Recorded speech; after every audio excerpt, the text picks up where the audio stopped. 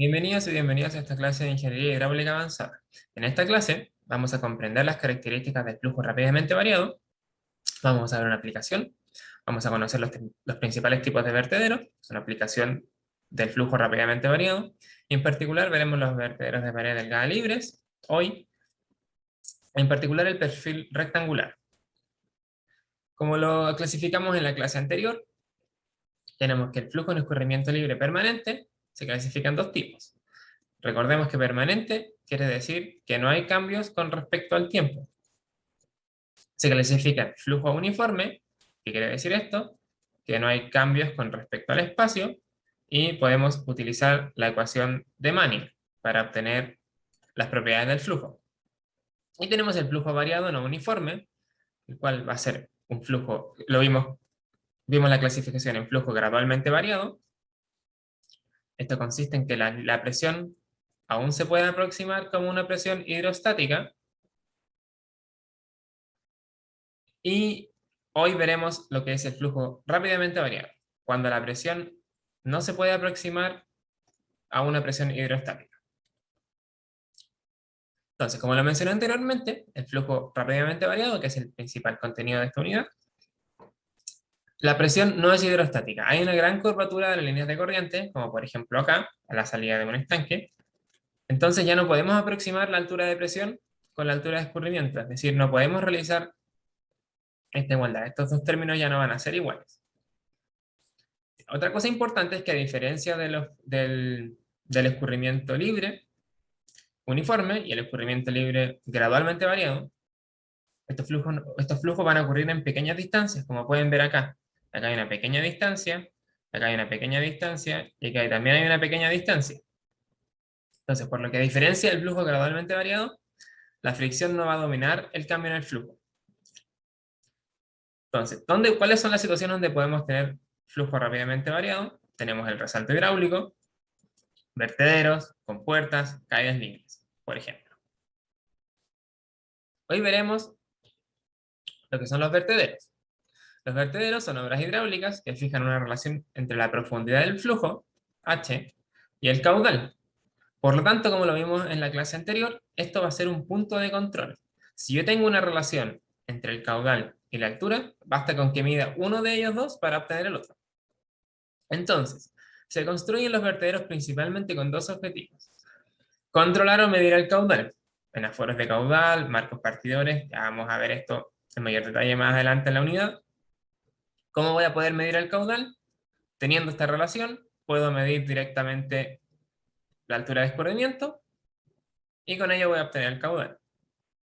Y también controlan los niveles de inundación, por ejemplo, los vertederos en embalses. También lo vamos a ver en detalle en las siguientes clases. Entonces, dependiendo de la forma y las dimensiones, los vertederos se clasifican en distintos grupos. Dado que la presión ya no es hidrostática, no tenemos un método general para calcular todos los vertederos.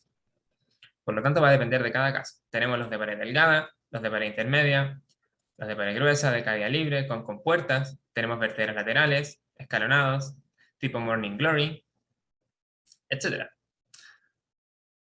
Por ejemplo, acá hay una imagen de un vertedero de pared delgada, el perfil. Tenemos la pared delgada, se refiere a que esta pared, que está acá, tiene un espesor muy delgado. Tenemos de pared intermedia, donde el espesor tiene un ancho intermedio, y también tenemos de pared gruesa. Los de pared gruesa se denominan así porque esta longitud, este ancho, es suficientemente grande como para que se genere altura crítica. Ya lo vamos a ver también en mayor detalle más adelante. También tenemos los vertederos de caída libre. Tenemos los tipos Morning Glory. Se denomina Morning Glory en referencia a una flor que tiene esta misma forma. Tenemos vertederos con compuertas, que lo vamos a ver más adelante. Vertederos escalonados y también vertederos laterales, que también vamos a ver más adelante en la unidad. Con respecto a los vertederos de pared delgada, consisten en una placa que se ubica en un ángulo recto con respecto al flujo y tienen una cresta afilada. Por ejemplo, acá tenemos una placa que se ubica en ángulo recto con respecto al flujo, es decir, el flujo viene en esta dirección y está perpendicular al flujo, y tienen una cresta afilada en la parte superior. El borde es muy delgado, por lo que no hay desarrollo de la capa límite. Entonces el flujo prácticamente no va a presentar efectos debido a la viscosidad. Vamos a ver el vertedero de perfil rectangular, que es el más simple.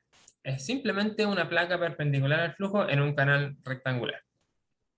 Para su cálculo, se asume presión atmosférica en todo el tramo AB, este tramo de acá, y que el ancho del vertedero es igual al ancho del canal. Esto permite analizar el vertedero como si fuese una estructura en dos dimensiones. Pasamos de un análisis que se debiese hacer en 3D, pasamos a un análisis en 2D, por lo tanto simplifica sus cálculos, y se puede derivar esta ecuación, que se conoce como la ecuación de descarga del vertedero. Esta ecuación relaciona el caudal por unidad de ancho, ojo, este caudal se mide en metros cúbicos por segundo por unidad de ancho, y es igual a esta expresión, donde h es la carga medible del vertedero, es esta altura, no es la carga total, es la altura que yo puedo medir. La carga total tiene que incluir este pedazo que falta, que es la altura de velocidad. Esta viene siendo la carga total. Y m es un coeficiente de gasto que se estima empíricamente. Algunas fórmulas son la de Bassin o la de Rep, que pueden ver acá. W en este caso es esta distancia, que ven acá.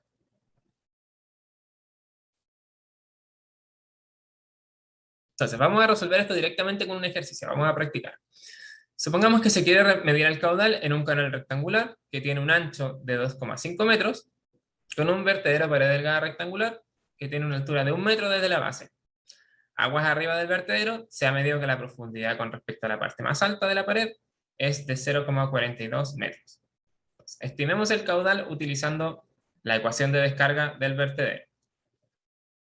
Y vamos a calcular el caudal que se desea medir con las dos fórmulas que se presentaron para el coeficiente m. Entonces, como dato, tenemos que h es igual a 0,42 metros, la carga medible. Tenemos que el ancho es 2,5 y que la altura de la pared del vertedero es de 1 metro. Por lo tanto, con estos datos, directamente podemos calcular el coeficiente de gasto según la fórmula de Bassin. Como podemos ver acá, simplemente reemplazamos los valores y obtenemos un coeficiente de gasto de 0,432. Con ello podemos ir directamente a la ecuación de descarga. Reemplazamos el coeficiente, conocemos la aceleración de gravedad, conocemos la altura, por lo tanto reemplazamos y obtenemos el caudal, ojo, por unidad de ancho. ¿Qué es lo que falta? Multiplicar este caudal por unidad de ancho por el ancho, que me va a dar un caudal de 1,30 metros cúbicos por segundo. Este es el caudal obtenido por este método. Ahora veamos qué sucede con el otro coeficiente de gasto.